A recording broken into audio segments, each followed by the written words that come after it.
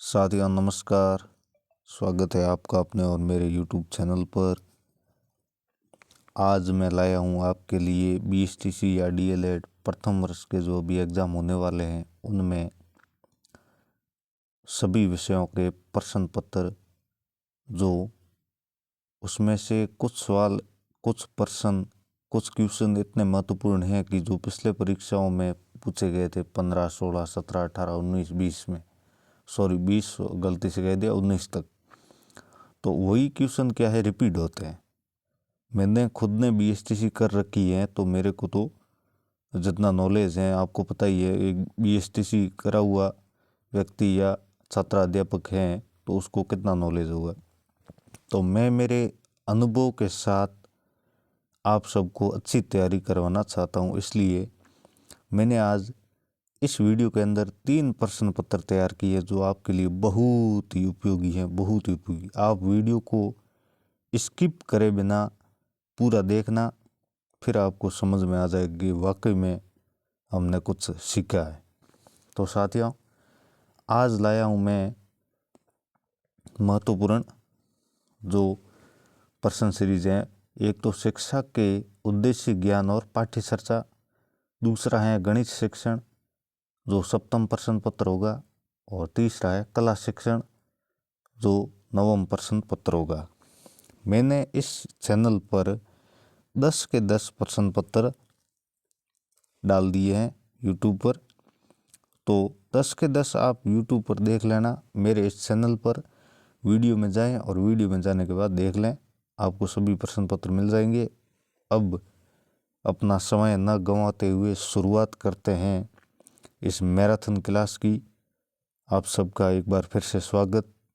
अगर आप मेरे चैनल पर पहली बार आए तो चैनल को सब्सक्राइब और अपने मित्रों के साथ शेयर और लाइक ज़रूर करें।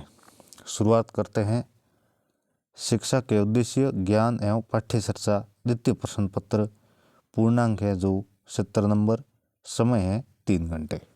पहले इसकी शुरुआत करते हैं, फिर गणित शिक्षण, फिर कला शिक्षण। मैं दो वीडियो के अंदर ही आपको पूरा कोर्स कंप्लीट करवा दूंगा BSTC फर्स्ट ईयर का। इसमें इम्पोर्टेंट क्वेश्चन पढ़ते हैं। शिक्षा का वास्तविक अर्थ लिखिए। ये DLED 2015 में पूछा गया है, फिर 16 में पूछा गया और फिर 19 में पूछा गया। तो यही सवाल रिपीट होते हैं, इससे बाहर कुछ नहीं जाता है। आप ध्यानपूर्वक पढ़ें और मेरे साथ इस वीडियो को पूरा देखें। शिक्षा का वास्तविक अर्थ लिखिए। उत्तर, शिक्षा किसी समाज में सदैव चलने वाली वह स्वदेशी सामाजिक प्रक्रिया है जिसके द्वारा मनुष्य की जन्मजात शक्तियों का विकास उसके ज्ञान एवं कला कौशल में वृद्धि तथा व्यवहार में परिवर्तन किया जाता है। इस प्रकार उसे सभ्य, सुसंस्कृत एवं योग्य नागरिक बनाया जाता है। इसके द्वारा व्यक्ति वो एवं समाज दोनों में निरंतर विकास करते हैं। अगला क्वेश्चन, शिक्षक की आवश्यकता क्यों है लिखिए। ये 18 और 16 में पूछा गया। DLED प्रथम वर्ष, शिक्षा की आवश्यकता क्यों है। उत्तर, जन्म से ही मानव की पहली समस्या समय के परिवेश से अनुकूलित होने की होती है। साथियों, वीडियो पूरा देखें मेरे साथ, स्किप नहीं करें तो ही कुछ समझ में आएगा। नहीं देखना है, नहीं पढ़ना है तो आप पहले से ही हट जाएं। मैं सीधा और सटीक जवाब देता हूँ। वह समय शिशु रूप में पर निर्भर होता है। जैसे जैसे वो बढ़ता है वैसे वैसे उसे अन्य कई स्तरों पर अनुकूलन की आवश्यकता पड़ती है। यह अनुकूलन शीघ्र रूप से एवं बाधा रहित हो, इसके लिए शिक्षा की आवश्यकता है। शिक्षा में प्रकृति से सामंजस्य होने के साथ साथ समय के समय आवेग, कामना, प्रवृत्तियां एवं अभिलाषाओं से सामंजस्य अथवा अनुकूलन होना भी नियत है। यही कारण है कि शिक्षाविदों ने उपाधि मूलक शिक्षा को समयावधि सीमित माना है, किंतु अनुकूलन के अंतर्गत शिक्षा को जीवन पर्यंत माना है। एक बार पढ़ लोगे तो ये आपका काम पक्का है। ज्ञान के मौलिक स्रोत लिखिए। ज्ञान के मौलिक स्रोत हैं प्रत्यक्ष, अनुमान, उपमान एवं शब्द। अगला क्वेश्चन बहुत इंपॉर्टेंट है, आप इसको हल्के मत लेना, यही आपके आएंगे अभी एग्जाम में, इससे बाहर कुछ नहीं जाने वाला। इसमें से आपके लगभग एक पेपर में से आधे आधे नंबर तो पक्के। 70 का पेपर है तो 35 पक्के, 30 का पेपर है तो 15 सवाल पक्के। अगला क्वेश्चन, यथार्थवाद में शिक्षक का क्या स्थान है? यथार्थवाद शिक्षक का स्थान प्रकृतिवाद और आदर्शवाद के बीच का है। यह दर्शन न तो प्रकृतिवाद की तरह शिक्षक की अवहेलना करता है और न ही आशीर्वाद की तरह उसे बहुत उच्च स्थान प्रदान करता है। फिर भी यथार्थवाद शिक्षा में शिक्षक को महत्वपूर्ण स्थान दिया गया है। इस दर्शन के अध्यापक से बहुत सी आशाएं हैं। उदाहरण के तौर पर स्कूल अध्यापक से यह आशा करता है कि वो बच्चों के सामने वस्तुओं एवं क्रियाओं को उनके वास्तविक रूप में प्रस्तुत करे और उन्हें निरीक्षण तथा अनुभव करने तथा निर्माण करने के अवसर प्रदान करे। अपना कार्य क्षमतापूर्वक करने के लिए अध्यापक को उपयुक्त प्रशिक्षण दिया जाए। अगला क्वेश्चन, प्रकृतिवाद का अर्थ एवं प्रकार लिखिए। प्रकृतिवाद से आप क्या समझते हैं, ये सब अथवा हम पूछेंगे। ये निबंधात्मक प्रश्न है जो आपके 7 या 8 नंबर का हो सकता है। ये 19 में भी पूछा गया और 18 में भी पूछा गया और 20 में भी संभावना पूरी है। तो उत्तर, दर्शन की प्रकृतिवाद विचारधारा का दार्शनिक विचारधाराओं में महत्वपूर्ण स्थान है। प्रकृतिवाद विचारधारा के समर्थक में अरस्तु, Comte, Bacon, Hobbes, Lamarck, Rousseau, Huxley तथा सैमुअल बल्टर आदि प्रमुख हैं।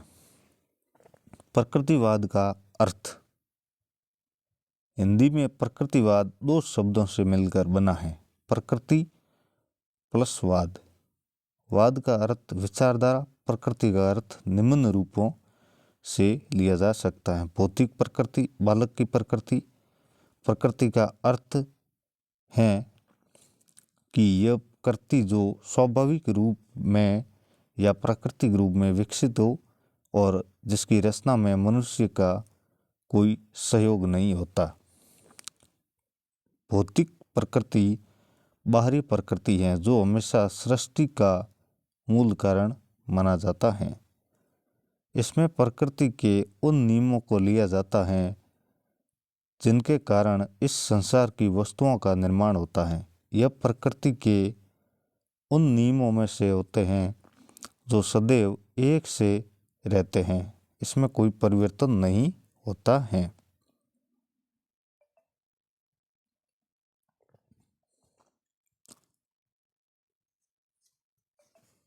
इसमें कोई परिवर्तन नहीं होता। अगला है, प्रकृति का अर्थ बालक की आंतरिक प्रकृति है, जिसका अर्थ उन मूल प्रवृत्तियों, आवेगों तथा क्षमताओं से है जिनको लेकर बालक जन्म लेता है। अतः प्रकृतिवाद बालक को स्वाभाविक रूप में विकसित करने के लिए प्राप्त प्रकृति के नियमों को उसकी आंतरिक प्रकृति के रूप में प्रयोग में लाना ही शिक्षा का मुख्य कार्य है। अगला क्वेश्चन, व्यवहारिकता प्रयोजनवाद का अर्थ बताते हुए शिक्षा पर पड़ने वाले प्रभाव को समझाइए। डीएलएड 2019 में पूछा गया, 20 में इसकी पूरी संभावना, ध्यान से पढ़ना। 2020 के अंदर ये 100% आ सकता है। तो उत्तर, व्यवहारिकतावाद या प्रयोजन का अर्थ एवं संप्रत्य। इस सिद्धांत का मूल विचार यह है कि सत्य अथवा यथार्थ वो है जो हमें व्यवहार में अनुभव हो सके। जिसका हमें व्यवहार में अनुभव न हो सके वो असत्य है, चाहे वो दिखने में कितना भी सुंदर हो और विचार में कितना ही उच्च, श्रेष्ठ या मूल्यवान क्यों न हो। हम सिद्धांत के अनुसार परिवर्तन सदैव होने वाली प्रक्रिया है, अतः इसके अनुसार सत्य भी निर्मित होता है, वह पूर्व रूप में स्थिर नहीं है। परिवर्तन अनुभव होता है तो सत्य भी अनुभव में आना चाहिए, अन्यथा वो व्यर्थ है। व्यवहारिकतावाद को प्रयोजनवाद तथा उपयोगितावाद भी कहा जाता है। व्यवहारिकतावाद का शिक्षा पर प्रभाव। समाज व शिक्षा पर व्यवहारिकतावाद का गहरा प्रभाव पड़ा। इसके अनुसार शिक्षा में कई परिवर्तन भी आए। विद्यालयों में विद्यार्थियों के लिए परिषद की व्यवस्था व्यवहारिकतावाद की देन है, किंतु व्यवहारिकतावाद की त्रुटियों की और ध्यान न देना अव्यवहारिक होगा। अतः इस संबंध में कुछ बातें जानना आवश्यक है। पहली तो यह कि व्यवहारिकतावाद उपयोग को सत्य की कसौटी मानता है, किंतु अमुक वस्तु या गुण हमारे लिए उपयोगी है, इसकी कसौटी कौन निर्धारित करेगा। दूसरी बात यह है कि सत्य को सदैव निर्मित होने वाला मानने के कारण व्यवहारिकतावाद सत्य को सत्य नहीं कह सकता, क्योंकि यह परिवर्तनशील हो जाता है। तीसरी बात यह है कि शिक्षा के संबंध में पहले से कुछ निर्धारित नहीं किया जा सकता। शिक्षण विधि, पाठ्यक्रम, प्रबंधन आदि का निर्माण कुछ स्थिर सिद्धांतों, मूल्यों एवं नीतियों के बिना संभव नहीं है। यदि इन्हें माना जाए कि यह व्यवहारिकतावाद के विरुद्ध होगा, इस स्थिति में व्यवहारिकतावाद कितना व्यवहारिक, क्रियात्मक व प्रयोगात्मक रह पाएगा, ये विचारणीय है। अगला, वैदिक काल शिक्षा के उद्देश्य लिखिए, या वैदिक काल में शिक्षा के उद्देश्य थे, अथवा पूछा गया ये डीलर 2019 में। उत्तर, ये जो भी 19, 18 और 15, 16 में जो भी पूछे गए हैं वो 100% 2020 में आ सकते हैं। आप इसको हल्के में मत लेना, मैं बार बार इसलिए कह रहा हूँ। वैदिक काल में शिक्षा का उद्देश्य बेहतर जीवन जीने के तरीकों की खोज एवं व्यक्ति का सर्वांगीण विकास कर उसे अच्छा नागरिक बनाना था। अगला क्वेश्चन, बौद्ध परंपरा में ज्ञान की प्राप्ति के स्रोत क्या थे। बौद्ध परंपरा में संवाद, अनुभव, तर्क, मनन, चिंतन, विश्लेषण, व्याख्या एवं बुद्धि ज्ञान प्राप्ति के प्रधान स्रोत थे। अगला, प्लेटो के अनुसार शिक्षा के दो प्रमुख उद्देश्य लिखिए। प्लेटो के अनुसार आदर्श नागरिक बनाना एवं मानसिक विकास करना शिक्षा के प्रमुख उद्देश्य हैं। प्लेटो के अनुसार आदर्श नागरिक बनाना एवं मानसिक विकास करना, ये 17 में पूछा गया। अगला क्वेश्चन, प्लेटो ने रिपब्लिक में शिक्षा के कौन से 2 स्तर बताए हैं। 2018 में पूछा गया। प्रारंभिक शिक्षा और उच्च स्तरीय शिक्षा, प्लेटो ने रिपब्लिक में शिक्षा के 2 स्तर बताए हैं। अगला,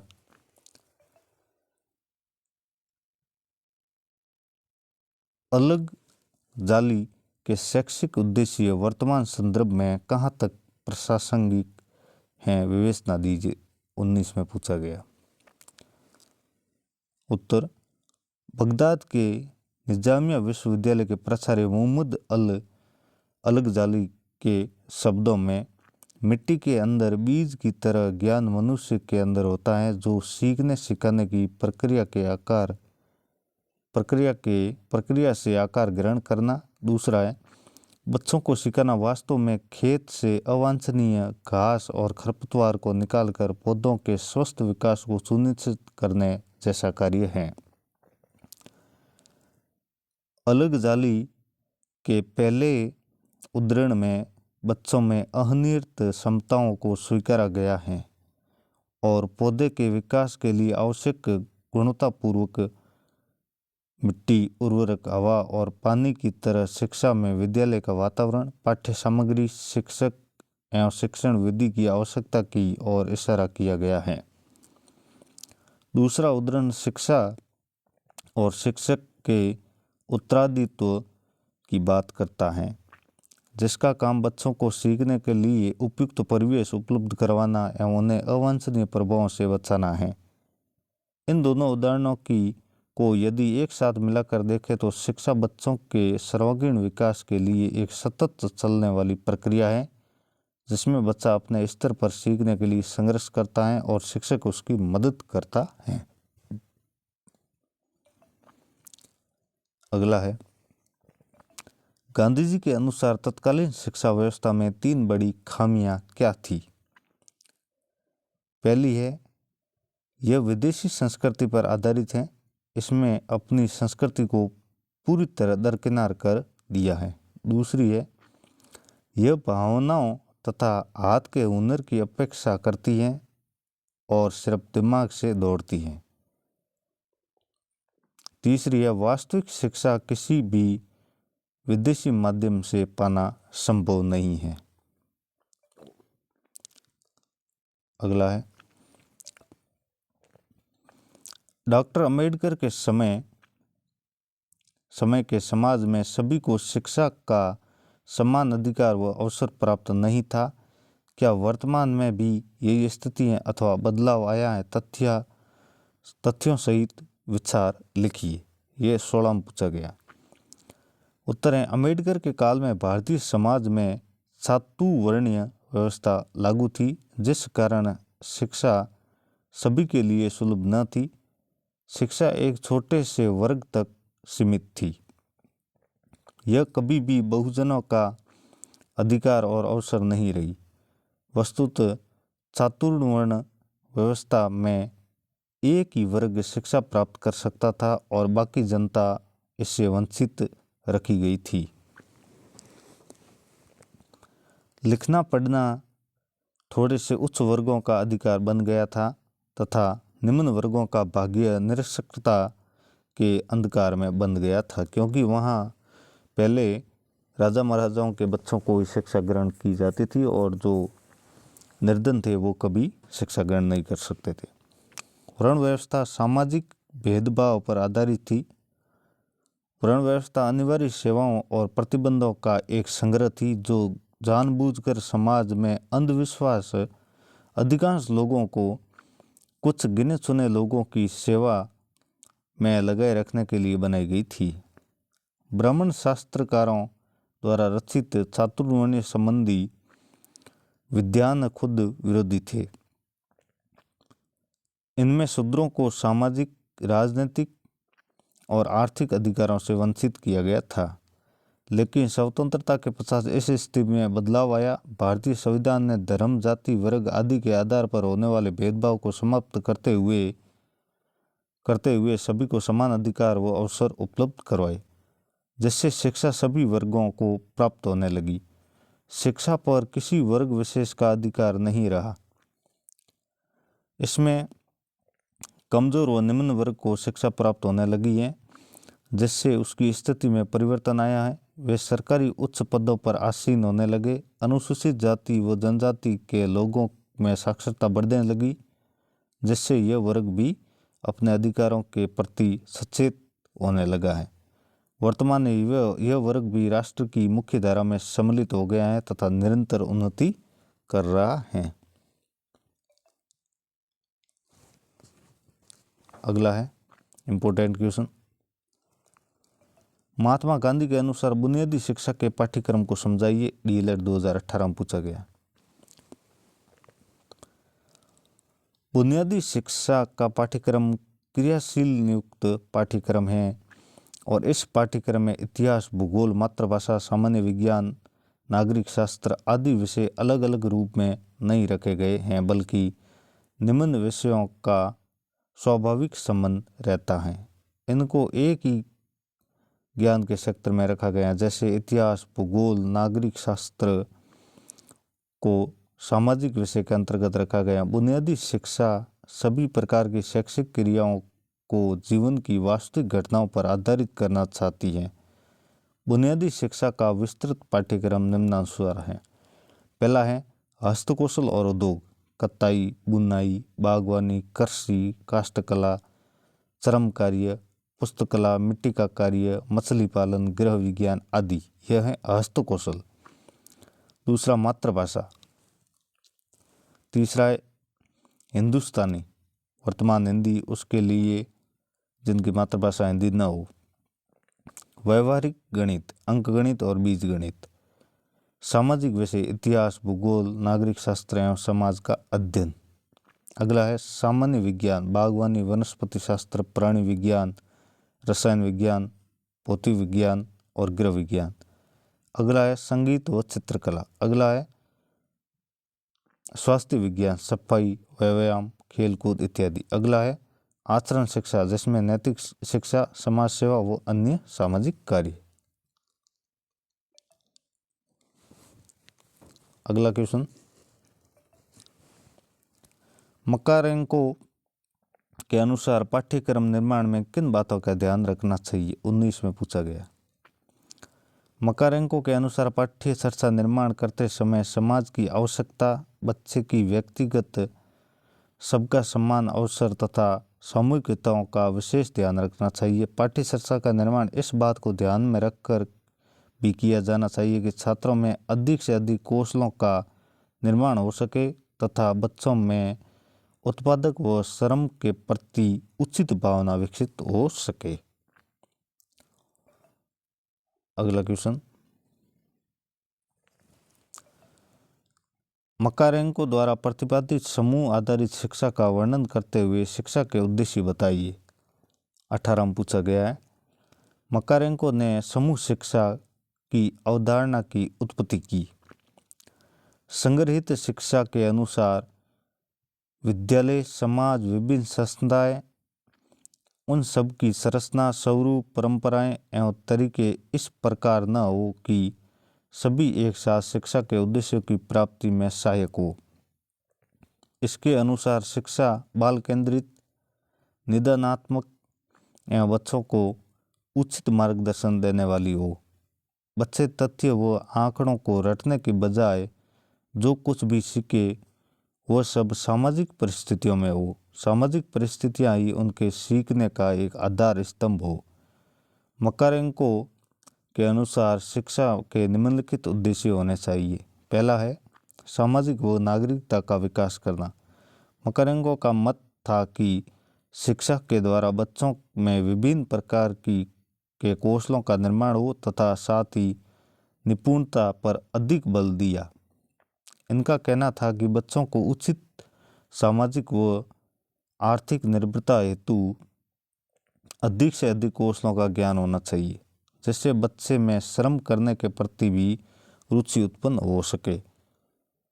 छात्रों को सामाजिकता हेतु व्यवहारिक क्रियाओं का ज्ञान हो ताकि वे समाज में सम्मानजनक स्थान बना सके। जीवन यापन हेतु भी व्यवहारिक ज्ञान भी छात्र को देने के लिए कहा ताकि बच्चे वयस्क होकर अपना जीवन अच्छे से निर्वाह कर सके। दूसरा है स्वतंत्रता की भावना का विकास करना। व्यक्ति के उचित विकास के लिए छात्रों में स्वतंत्रता की भावना का विकास अति आवश्यक है ताकि बच्चे अपने विचारों को व्यक्त करना सीख जाए, जो कि उनके भावी जीवन के लिए अति आवश्यक है। अगला है नैतिकता का विकास करना। बच्चे स्वतंत्रता के सही अर्थ को जानने के साथ अपने दायित्वों एवं कर्तव्यों को भी जाने तथा वे अपने कर्तव्यों के प्रति सजग रहें ताकि उनमें उन चारित्रिक गुणों का विकास हो जो उसमें नैतिकता से संपन्न नागरिकों का विकास कर सके। अगला है इम्पोर्टेंट क्वेश्चन, त्रिमुखी शिक्षा के अंगों के नाम लिखिए। त्रिमुखी शिक्षा के 3 अंग है, शिक्षक, शिक्षार्थी और पाठ्य चर्चा। ये इम्पोर्टेंट है, याद रखना। अगला है अप्रत्यक्ष पाठ्य चर्चा को समझाइए। अप्रत्यक्ष पाठ्य चर्चा गैर शैक्षिक होती है परंतु विद्यालय शिक्षा का बहुत महत्वपूर्ण भाग है। अगला है पाठ्य चर्चा विकास के उपागमों के नाम लिखिए। पहला उपगम प्रक्रिया उपगम, संरचना उपगम और मानवीय उपगम। अगला क्वेश्चन, राष्ट्रीय पाठ्यचर्या की रूपरेखा 2005 किन मूल्यों पर आधारित है? राष्ट्रीय पाठ्यचर्या 2005 सामाजिक न्याय और समानता के संवैधानिक मूल्यों पर आधारित है। अगला क्वेश्चन, पाठ्यचर्या के लक्ष्यों और उद्देश्यों की कौन कौन सी श्रेणियां होती हैं? तो पहली है संज्ञानात्मक, मनोप्रेरणा और भावात्मक। अगला क्वेश्चन, पाठ्यचर्या निर्माण के कोई दो सिद्धांत लिखिए। पहला है शैक्षिक उद्देश्यों की अनुकूलता का सिद्धांत, दूसरा है जीवन से संबंधित होने का सिद्धांत।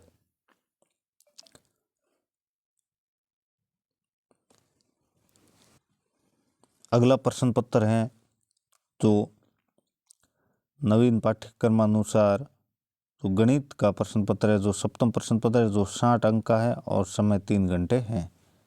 इसमें भी हम यही जो पहले पढ़ा था इसी टाइप के क्वेश्चन पढ़ेंगे। गणित शिक्षण में भाषा की भूमिका पर प्रकाश डालिए, 2016 में पूछा गया है। उत्तर, बच्चों को गणितीय अवधारणा समझने के लिए भाषा की ज़रूरत होती है। यह खुद भी भाषा सीख रहे होते हैं, यानी गणित सीखते वक्त बच्चों की गणित के साथ साथ भाषा को भी समझना होता है। इसलिए अगर आप पाते हैं कि कोई बच्चा गणित की किसी अवधारणा को नहीं सीख पा रहा है तो इसका कारण वो भाषा हो सकती है। उसे अवधारणा सिखाने के लिए इस्तेमाल की जा रही हो सकता है कि वो भाषा की भ्रम पैदा कर रही हो, जैसा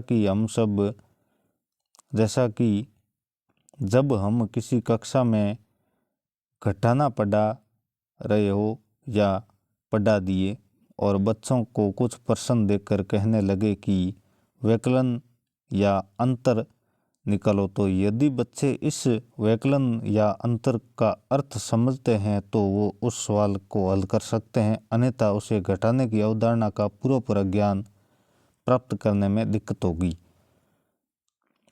सममिति, सममित, अक्ष रेखा, समरूप, सर्वागाम, सर्वांश आदि गणितीय भाषा हैं जिसे समझने में बच्चों को दिक्कतें होती हैं।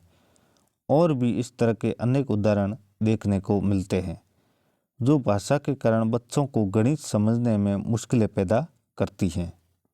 अतः गणित में भाषा की समझ गणित सीखने सिखाने में महत्वपूर्ण भूमिका निभाती है।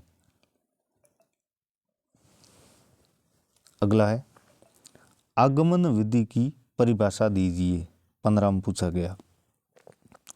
उत्तर है, जब कभी छात्रों के सम्मुख अनेक तथ्य, उदाहरण, क्रियाएं अथवा वस्तुएं प्रस्तुत करते हैं और इसके पश्चात बालकों से समय उसके निष्कर्ष निकालने का प्रयत्न करते हैं तो इस शिक्षण को आगमन विधि कहते हैं।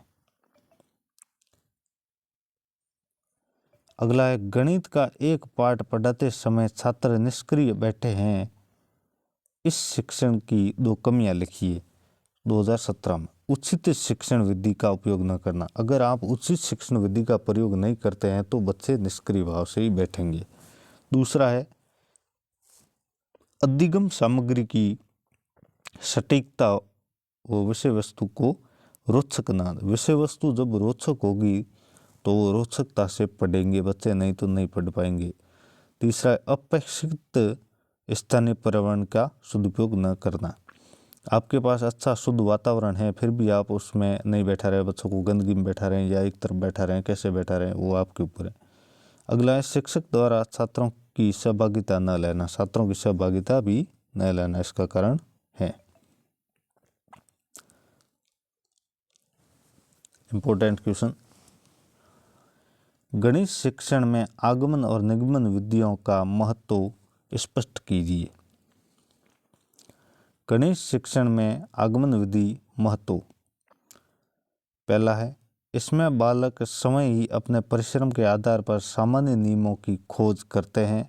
दूसरा है, इसमें नियम की खोज बालक स्वयं करते हैं, जैसे उसमें आत्मविश्वास की वृद्धि होती है। यह विधि वैज्ञानिक है जिसमें बालक अधिक क्रियाशील रहते हैं। अगला है, इस विधि में छात्र अधिक चैतन्यता प्रदर्शित करता है। अगला है, यह शिक्षण एक श्रेष्ठ विधि है। इस विधि से छात्रों की विभिन्न मानसिक शक्तियों का विकास होता है। अब है निगमन विधि का महत्व। निगमन विधि का प्रयोग अल्प आयु के बालकों के लिए किया जाता है। यदि नियम की खोज करने की क्रियाएं लंबी हो तो इस विधि का प्रयोग किया जाता है। अगला है, तीसरा, समय के अभाव की दशा में इस विधि का प्रयोग किया जाता है। चौथा है, इस विधि में साधारण नियमों की खोज में समय नष्ट नहीं होता। पांचवा है, जब बालक आगमन विधि के द्वारा नियम और परिभाषाओं की खोज कर लेता है तो इस पुष्टिकरण निगमन विधि के द्वारा किया जाता है। छठा है, कुछ आवश्यक नियमों को इस विधि के द्वारा बालकों को याद करा दिया जाता है, जिससे आवश्यकता पड़ने पर बालक तुरंत उसका प्रयोग कर लेते हैं। अगला है, कक्षा में गणित शिक्षण की गुणवत्ता को सुधारने के लिए अध्यापक द्वारा कौन कौन से भौतिक एवं शिक्षण अधिगम परिवेश की आवश्यकता होती है। डीएलएड 2018 में पूछा गया है। गणित शिक्षण की गुणवत्ता के लिए हमें उचित प्रकार के भौतिक परिवेश की आवश्यकता होती है। कक्षा में बच्चों के बैठने की पर्याप्त व्यवस्था होना, पर्याप्त रोशनी का होना, कक्षा कक्ष हवादार होना, कक्षा कक्ष का आकार छात्रों की संख्या के अनुरूप होना, क्रियाकलाप हेतु कक्षा कक्ष में उचित स्थान होना आदि तथ्य भौतिक परिवेश से में सम्मिलित हैं। अगला है, ये तो इतना इम्पोर्टेंट नहीं है, ये इम्पोर्टेंट है। एक बालक संख्या 4005 को यदि 405 पढ़ता है तो शिक्षक इस गलती के क्या क्या संभावित कारण मान सकता है। 2018 बहुत इम्पोर्टेंट है। एक बालक 4005 को 405 पढ़ता है तो इससे संभावित कारण निम्न प्रकार हो सकते हैं। बच्चे को इकाई, दहाई, सैकड़ा की अवधारणा अर्थात स्थानीय मान अवधारणा स्पष्ट नहीं होगी। दूसरा है, 4005 को जीरो का सही अर्थ समझ नहीं पा रहा होगा। अगला क्वेश्चन, एक बच्चा संख्या 309 को 39 पढ़ता है तो शिक्षक इसके क्या क्या संभावित कारण मान सकता है। तो इसका पहला कारण है, बच्चे को इकाई, दहाई, सैकड़ा की अवधारणा अर्थात स्थानीय मान की अवधारणा स्पष्ट नहीं है। दूसरा कारण है, एक 309 में जीरो का सही अर्थ समझ नहीं पा रहा होगा। अगला है, आयतन क्या है। आयतन की समझ को विकसित करने के लिए प्राथमिक कक्षा के बच्चों के लिए एक गतिविधि बताइए। 16 में पूछा गया है। आयतन त्रिविमीय फैलाव का नाप है।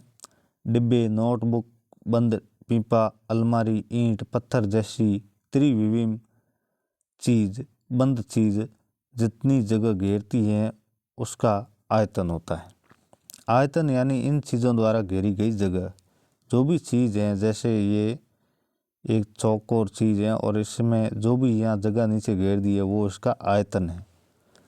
तो बच्चों की घेरी गई जगह का एहसास देने के लिए कुछ ईंट, पत्थर, लोहे के टुकड़े वगैरह इकट्ठे कर लें। प्लास्टिक की एक बाल्टी में पानी भर लेंगे। हर चीज़ को एक धागे से बांधकर उन्हें अलग अलग करके पानी में डुबोएं। हम देखने का प्रयास करें कि क्या एक बार पानी का तल एक बराबर ही बढ़ता है। उदाहरण, 2 पत्थर लें जिनके आयतन की तुलना करनी है। इसके लिए कांच का एक आयताकार बर्तन लेते हैं। कांच के बर्तन में 3/4 भाग पानी भरें। फिर उस बर्तन में ग्राफ पेपर की एक पट्टी चिपका दें। सबसे पहले ग्राफ पेपर की पट्टी के द्वारा खाने गिनकर पानी का तल पढ़ें। अब पत्थर को एक एक धागे से बांधकर एक एक पत्थर को पानी में डुबोएं। पानी के तल में परिवर्तन को नोट करें। इस प्रकार से दूसरे पत्थर को भी पानी में डुबाकर तल को पढ़ें तो उसका आयतन समझ में आ जाएगा। अगला क्वेश्चन, एक आयताकार बाग की लंबाई 15 सेमी व चौड़ाई 10 सेमी है तो आयताकार बाग का क्षेत्रफल ज्ञात कीजिए। 19 में पूछा गया तो 20 में इसकी पूरी संभावना है। उत्तर, आयताकार बाग की लंबाई 15 सेमी लिख दी, आयताकार बाग की चौड़ाई 10 सेमी लिख दी, क्षेत्रफल छोड़ दिया क्योंकि क्षेत्रफल हमें ज्ञात करना है। आयताकार बाग का क्षेत्रफल, तो क्षेत्रफल ज्ञात करने का सूत्र लंबाई इंटू चौड़ाई, तो 15 इंटू 10 कितना हुआ 150 सेमी, ये आ गया आंसर। ये सूत्र आपको याद करना, आयताकार आयत का सूत्र लंबाई इंटू चौड़ाई। अगला क्वेश्चन, एक आयताकार कमरे की लंबाई 8 मीटर व क्षेत्रफल 28 वर्ग मीटर है तो इस कमरे की चौड़ाई ज्ञात की। आयताकार कमरे की लंबाई 8 मीटर, कमरे का क्षेत्रफल 28 वर्ग मीटर, आयताकार कमरे की चौड़ाई हम जानते हैं आयत का क्षेत्रफल लंबाई इंटू चौड़ाई है, तो चौड़ाई आयत का क्षेत्रफल बटा लंबाई, तो 28/8 बराबर आयत के कमरे की चौड़ाई 3.5 मीटर। ये तो नॉर्मल क्वेश्चन है, इतने हार्ड नहीं है। आप आराम से बेफिक्र होकर एग्ज़ाम देंगे और आराम से एक बार इन चीज़ों को रट लें। रटने का काम नहीं, समझने की कोशिश करें। रटने से पहले जितना आप समझने की कोशिश करेंगे उतने आपके काम आएगा। अगला क्वेश्चन, गणित सबके लिए के विचार से संबंधित प्रमुख चुनौतियों को दूर करने में कौन कौन से विचार महत्वपूर्ण भूमिका निभा सकते हैं। DELED 2016 में पूछा गया है। इसमें पहला है शिक्षकों का संवेदनशील होना, दूसरा है गणित को सीखने के लिए अर्थपूर्ण संदर्भों की ज़रूरत, तीसरा है गणित शिक्षण के लिए बेहतरीन तरीकों की ज़रूरत, चौथा है शिक्षकों को स्वायत्तता की ज़रूरत। अगला है सामाजिक आर्थिक रूप से वंचित वर्ग को गणित शिक्षा में किन किन समस्याओं का सामना करना पड़ता है। उत्तर, विद्यार्थियों के लिए गणित अध्ययन के बारे में ऐसा माना जाता है कि विद्यालय शिक्षण के अलावा अतिरिक्त शिक्षण एवं अतिरिक्त सहायक पुस्तक सामग्री की आवश्यकता रहती है। आर्थिक रूप से संपन्न परिवारों के विद्यार्थी या उनके अभिभावक इन सब सुविधाओं एवं व्यवस्थाओं को आसानी से जुटा लेते हैं, चाहे ये सुविधाएं दूसरे क्षेत्र में हो। आर्थिक रूप से वंचित वर्ग में शिक्षा के प्रति जागरूकता में कमी के साथ साथ वे अपने बालक के लिए अतिरिक्त शिक्षण पाठ्यक्रम से बाहर की पुस्तक सामग्री और दूसरे क्षेत्र या गांव शहर तक पहुंचकर उपयोग करने में सक्षम नहीं होते हैं। सामाजिक रूप से वंचित वर्ग के बालकों में अन्य बच्चों की तुलना में कम सुविधा मिलने या कम अवसर मिलने से कुछ हीनता की भावना आ जाती है। ऐसी स्थिति में बच्चे प्रतिभाशाली होते हुए भी सामान्य वर्ग के बच्चों से खुलकर बात नहीं कर पाते। इसके मेलजोल का दायरा सीमित रहने से सूचनाओं का आदान प्रदान, अन्य जानकारियाँ आदि नहीं मिल पाती। यद्यपि वंचित वर्ग में कई वर्गों में से साक्षरता की दर बढ़ी है, लेकिन यह दर सामान्य वर्ग की तुलना में अभी भी कम है। इन बालकों को कक्षा में गणित शिक्षण के बारे में दो प्रकार की समस्या आती। पहली है विविध प्रकार की योग्यता वाले समूह में अधिगम की कठिनाइयाँ, तथा दूसरा है अध्यापकों द्वारा इन बालकों की आवश्यकता की समझ का ज्ञान नहीं होना। अगला है RT एक्ट 2009 में बच्चों को कौन सा संवैधानिक अधिकार दिया गया है। 19 में पूछा गया तो 20 में तो पूरी संभावना। RT एक्ट 2009 के प्रावधानों में 6 से 14 वर्ष तक के बच्चों को निःशुल्क, अनिवार्य तथा गुणवत्तापूर्ण शिक्षा प्राप्त करने का संवैधानिक अधिकार दिया गया है। ये याद रखना, 6 से 14। अब आ गया है अगला प्रश्न पत्र जो है कला शिक्षण का, नवम प्रश्न पत्र, पूर्णांक 30 नंबर का, समय 2 घंटे। यह भी उसी आधार पर पढ़ेंगे। पहला है क्वेश्चन, कला क्या है? डीलर 2016 में पूछा गया। कला मानवीय भावनाओं की सजग अभिव्यक्ति है। कल्पना की सौंदर्यात्मक अभिव्यक्ति का नाम की कला है। कल्पना की अभिव्यक्ति भिन्न भिन्न प्रकार से एवं विभिन्न माध्यमों द्वारा हो सकती हैं। यह अभिव्यक्ति जिस भी प्रकार से हो वह कला के अंतर्गत स्थान रखती है। अगला क्वेश्चन, सृजनात्मक कला से क्या अभिप्राय है? 2019 में पूछा गया। वह कला जिसके अंतर्गत नई रचना का निर्माण होता है सृजनात्मक कला की श्रेणी में आती है। सृजन की प्रवृत्ति मनुष्य की मूल पहचान है और अभिव्यक्ति इस उसकी भूमिका की अहम जरूरत। इसी प्रकृति और आवश्यकता ने कला को जन्म दिया है। सृजनात्मक कला के दौरान जो सौंदर्य का तत्व उपजता है वो मनुष्य का मौलिक और आंतरिक व्यक्तित्व है। इस प्रकार वो अपने व्यक्तित्व के सौंदर्य को प्रकट करता है और अपने जीवन व वातावरण को सुंदर बनाता है।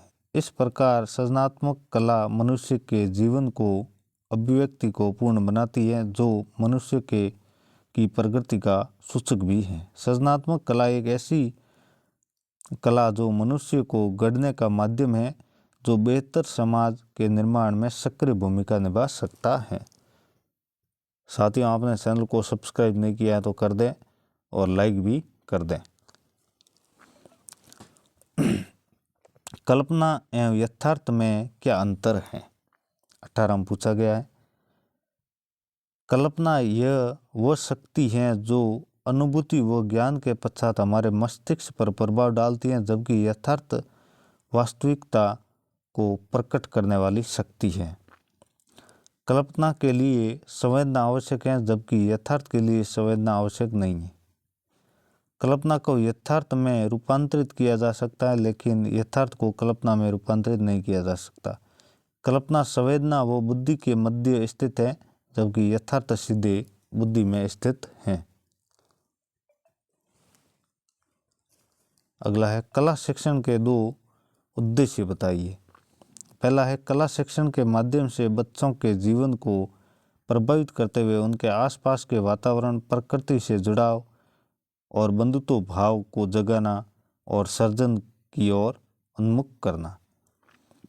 दूसरा है, कला शिक्षण के माध्यम से बच्चों में सौंदर्य के प्रति संवेदनशीलता जागृत करना व मौखिक अभिव्यक्ति का विकास करना। 18 में पूछा गया है।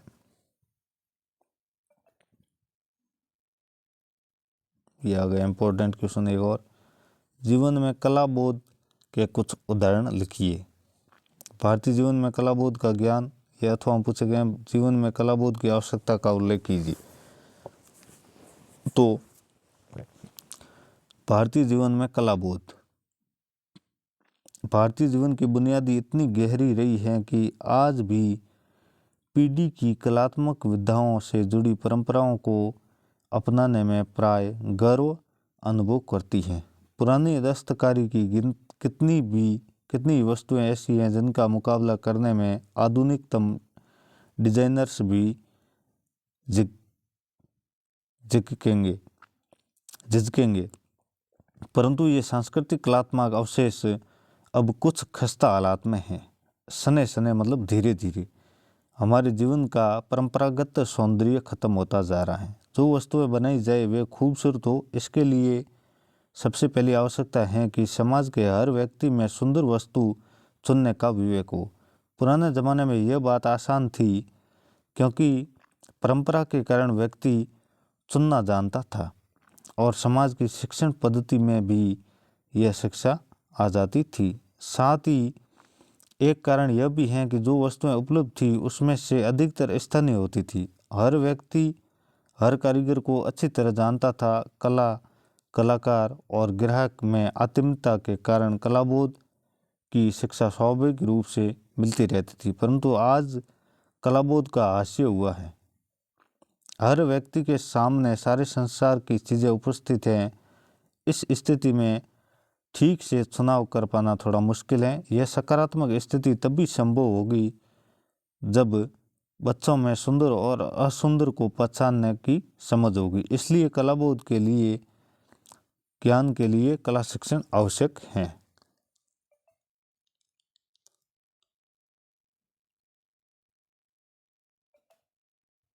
ये तो इतना इम्पोर्टेंट नहीं है। ये है, तान किसे कहते हैं? किसी वस्तु के धरातल के गुण को तान कहते हैं। कोलाज किसे कहते हैं? तो प्रत्यक्ष वस्तुओं के चित्र धरातल पर चिपका कर बनाई गई कलाकृति कोलाज कहलाती है। धन्यवाद मित्रों। कैसा लगा मेरा वीडियो?